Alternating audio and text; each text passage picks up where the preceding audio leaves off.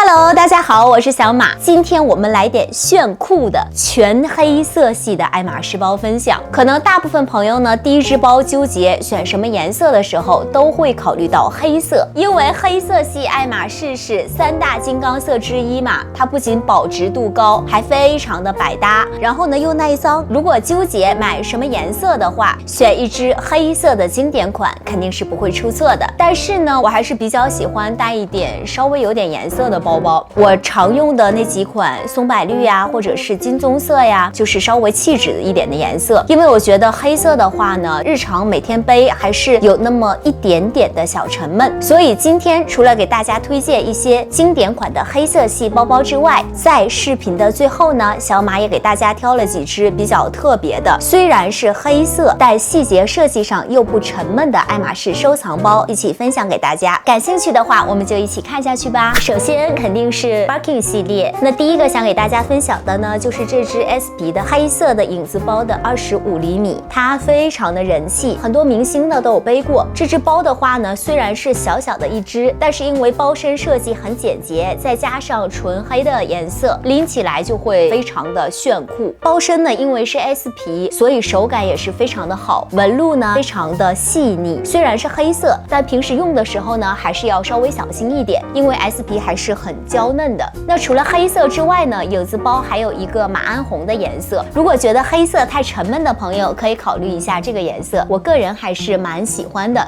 小马，那3大金刚色里面哪个颜色最保值？这个其实我觉得还是分地区的。中国的话呢，3个颜色的人气保值度我觉得都是差不多的。但是在日本的话呢，大象灰和黑色就是人气度会比金棕色稍微会高一些。那接下来呢是这2只，一只是这个一皮的黑色的银扣的30厘米，然后还有一只呢就是这个 Togo 皮的黑色的35厘米。其实我个人觉得哈，小尺寸的黑色的 Birkin 拎起来还是蛮酷的，但是尺寸一大了呢，就有那么一点点尴尬了。因为黑色的包呢，看起来本身就会比其他颜色会重嘛，再加上尺寸稍微一大，拎起来就会有点觉得压身高。所以 Birkin 的话呢，小马本身还是比较推荐黑色系的25厘米。如果是身高比较高挑的女生的话，拎30厘米也是非常帅气的。但是35厘米或者是40厘米的 Birkin 黑色的面积呢就太大了，看起来可能呢就会有点过于沉重了。然后这2个包包的皮质，这一只呢是一皮，这一只呢是 Togo 皮，都是这种比较耐磨的皮质。大家也可以对比一下2种皮质的不同，虽然都是黑色的，但是一皮的这只呢会有一些光泽度，然后 Togo 皮的话呢就会有一点磨砂黑的感觉。那如果是黑色系的 S 皮、E 皮和 Togo 皮让我选的话，小马个人呢还是更喜欢 Togo 皮的，既耐磨又有质感。那最后一只，看到这个黑色的盒子，有的朋友应该就拆出来了吧，就是这个非常酷的 So Black 的 Birkin 的30厘米，它从外到内，从上到下全都是黑色的，扣子这里的金属和底钉呢也全都是黑色的 PVD 涂层，非常的沉稳大气。然后这只呢皮质是 Box 皮嘛，所以包也是这种亮面黑色的质感，唯一一个缺点就是一旦有了划痕还是比较明显的。终于说到 Kelly 啦，一只是蜥蜴皮的 Kelly 的25厘米的外缝，然后这只呢是 Box 皮的 Kelly 的28厘米。那纠结25厘米还是28厘米的朋友们，可以这样对比一下，其实尺寸上还是没有差特别多的，但是呢保值度的话呢，在同样皮质的情况下，那当然还是小尺寸25厘米会更加的保值一些。其实这2只包呢，我的使用频率都没有特别的高，一个是因为2个皮质都比较娇贵，然后一个是比较怕磨，然后呢一个是比较怕水，所以我基本上都是参加一些活动或者偶尔会拎一下。然后纠结内缝还是外缝的朋友们，可以看一下这2只 Kelly 28厘米的外缝和28厘米的内缝。一般外缝的话呢，基本会用这种 Box 皮呀，或者是一皮这种相对硬朗一点的皮质。那内缝的话呢，像这种 Togo 皮、TC 皮和 S 皮用的是比较多的。那关于 Kelly 和 Birkin 的内缝外缝怎么选，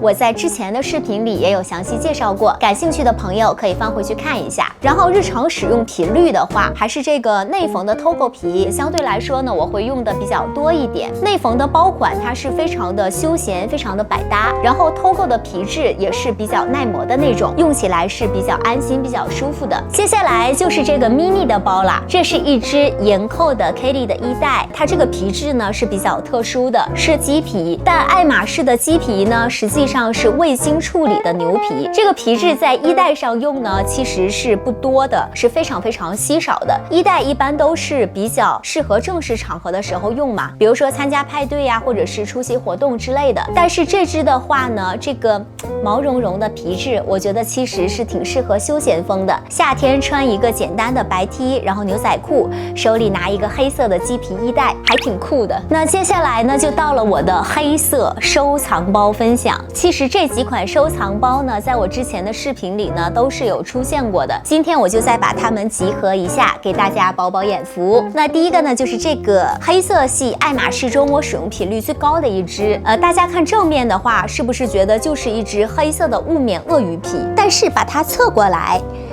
是不是发现点什么玄机了？它的侧面这里呢其实是 TC 皮的，然后扶手这里呢是布库斯皮，这个大家可能印象不太深，但是在我之前的视频里都是出现过的。我想起来了，这个不就是那个磨截纸包吗？对对对，非常适合我们低调不单调的磨鞋小团队。接下来呢是非常有名的，已经绝版了的 Kelly 大耳朵。大耳朵的市场价值可以说是一路飙升，从来没有降下来过。而且我的这只大耳朵的材质也是很特殊的，是丝绸然后拼鸡皮的。我包柜里边呢还有一只同样丝绸材质的红色的大耳朵，正好凑成一对儿。接下来呢也是一对儿，这两只黑色马毛和银线编织的 Kelly 25厘米，但是仔细看哈，它们长得是不一样的。这里一个是单环的，然后这只是双环的。它包身这里呢是黑色的 Kulinola 马毛和亚麻编织的，穿插了这种银色的马鬓毛。包边边的这个地方呢是布库斯皮，它产量真的比喜马拉雅还要少。我是先入的这只是双环的，然后去年很幸运呢又遇见了这只单环的，所以两只就都收藏了，就变成一对儿了。你知道单环和双环的区别吗？单环和双环的区别，它这个地方其实是代表年份，它从地刻印开始是2000年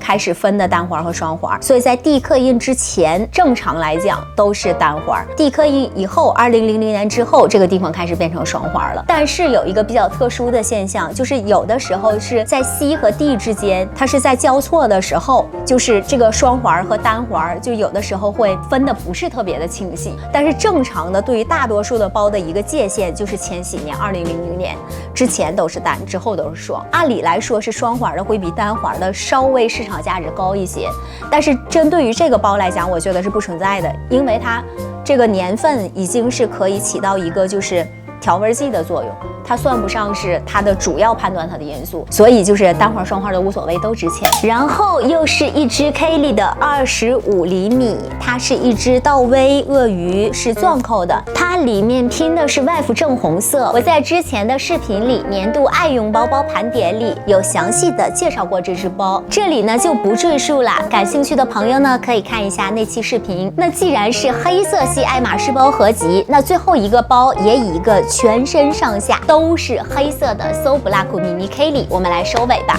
之前有看到评论区里有朋友问过我 So Black 的衣带，那今天正好我们就一起来猜一个箱。当然呢，黑色的盒子、黑色的陈袋、黑色的包，连这个羊毛毡都是黑色的。除了这个 Kelly 衣带和刚刚有分享的那个 Birkin 的30厘米，那 So Black 还出过 Kelly 的32、35，然后也出过 Birkin 的35厘米。但是这个 So Black 的衣带真的是非常